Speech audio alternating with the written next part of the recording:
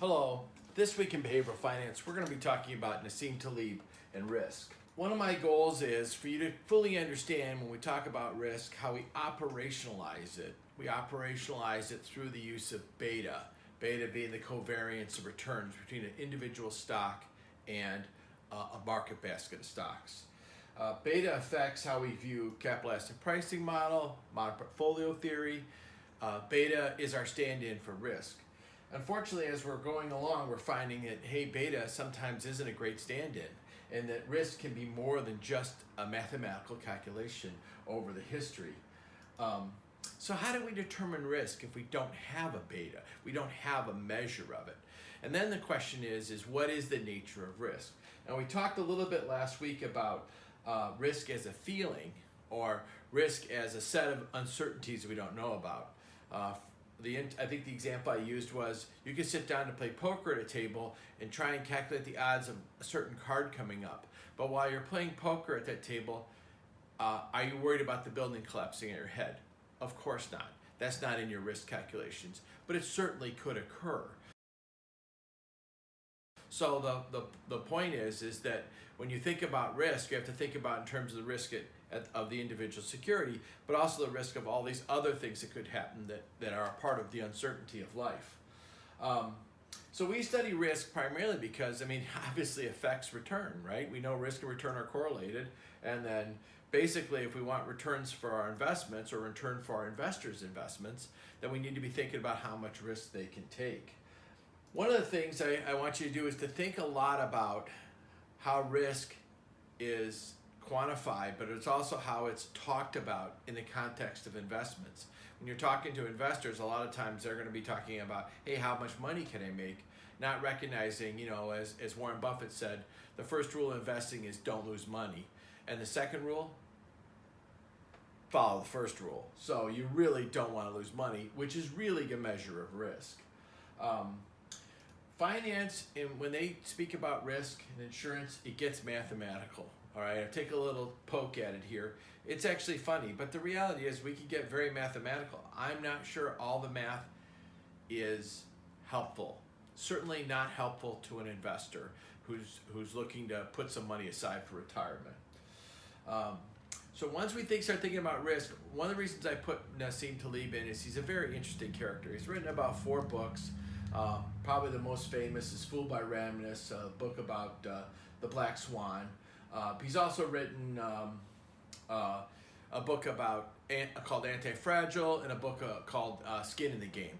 All these books are good reads. They're interesting. They make you think about the nature of risk and how that plays out. I remember I read his first book just about the time I started working on my doctorate and thinking to myself, it's like he thinks about risk differently. Now, he can be he's very assertive, and he says things that are not very appreciative to a lot of academics. But I like his perspective, and I want us to take advantage of that in this class. The idea behind the Black Swan, I think you probably are familiar with the concept. Black Swan, at one point in time, we all thought the swans were white. Get to Australia, there's a black swan. Oh my goodness, what a surprise. But the thing about black swans are, nobody from Europe had been to Australia to see the black swans, but the people who lived in Australia knew there were black swans. They saw them. There's a great example of the Thanksgiving turkey who thinks the farmer's his best friend for 1,000 days. On the 1,001st day, the day before Thanksgiving, the farmer comes in, chops off his head. The turkey's surprised by this behavior. The farmer's not. The farmer's thrown a party. So when we find things that are black swans, sometimes we forget that they're not black swans to everybody. Somebody may know the answer, just we don't know it. He talks a lot about how one exposes themselves to risk and why one needs to expose themselves to risk.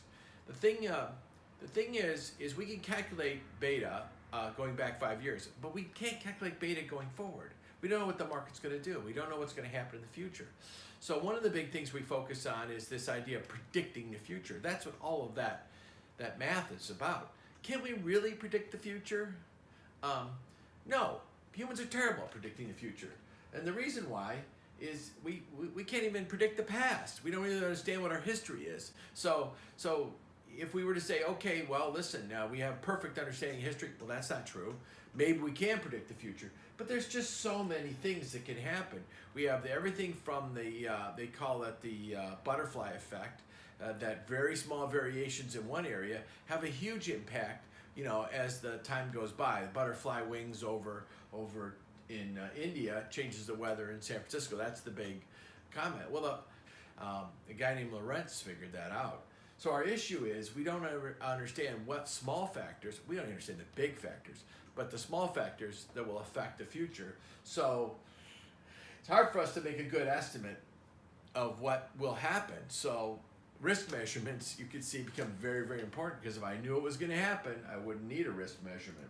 So we can't predict. We don't really understand how pieces fit together. Taleb says a world that's not well suited to our skill set. As a prehistoric race, I mean, pretty much everything worked within a set normal distribution. Trees only grew so high, animals only got so big, people only so tall. I mean, that pretty much everything was in a normal distribution, and that's the way life was. He calls that mediocristan. Today we're in extremistan, where one person could have, $5 billion, another person has zero.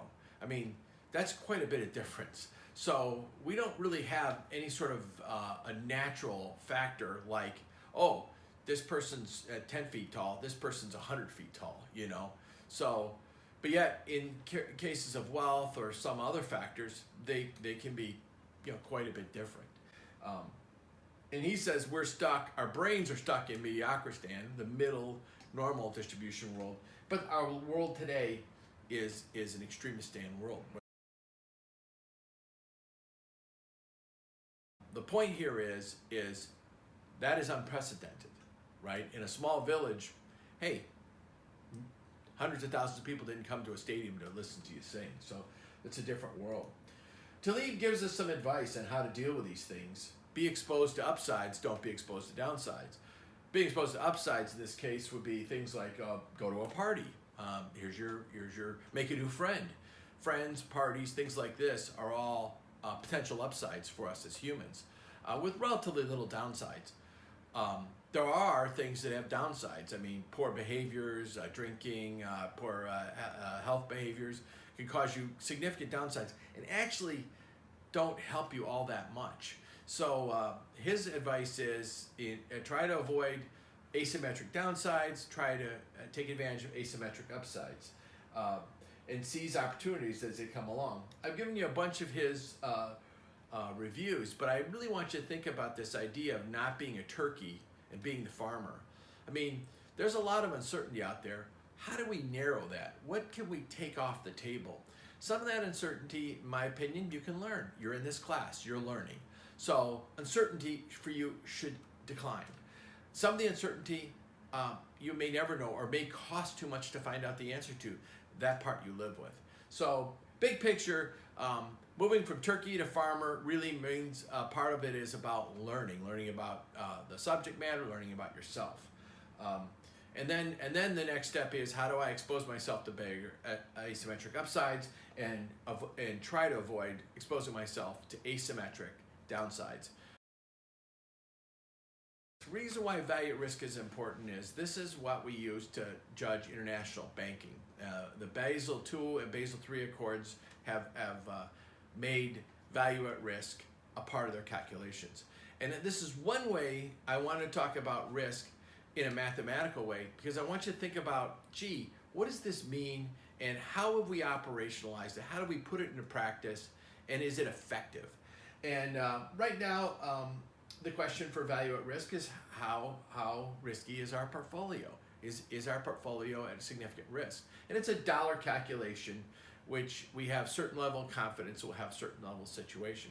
I've got some slides here explaining how to calculate value at risk and when you use a linear model. The reality is the value at risk is based on some of the same characteristics, normal distributions, that we've kind of looked at and said, gee, that's just not true. So it's calculation, and they've modified the calculation. They continue to do so, trying to make the calculation fit with reality. And we have to calculate it for a bank, and you have to understand this is a risk management tool. But I also want you to understand the edge of the risk management tool. It cannot deal with the building falling on top of you. In the poker game example from earlier, it is a tool that allows you, using a normal distribution, to estimate what might happen. It does not estimate what happens if the market seizes up totally. It uses like a 97.5% confidence level based on the kind of volume ought to be available in 1 day, 10 day, 20 day markets. That's a great way to try and figure that out. But you have to understand, when the building falls on top of you, there is no liquidity. This calculation is going to be like all the other VAR calculations that have struggled in the past of little value. So that's my thoughts on Nassim Taleb. There's a lot of really interesting ways of viewing risk. Taleb's is one. Montier has some opinions on this. But the main point here is for you to start thinking about, when you talk to clients or you think about your own investments, how do you rate risk? What does it mean to you? And how do you minimize risk?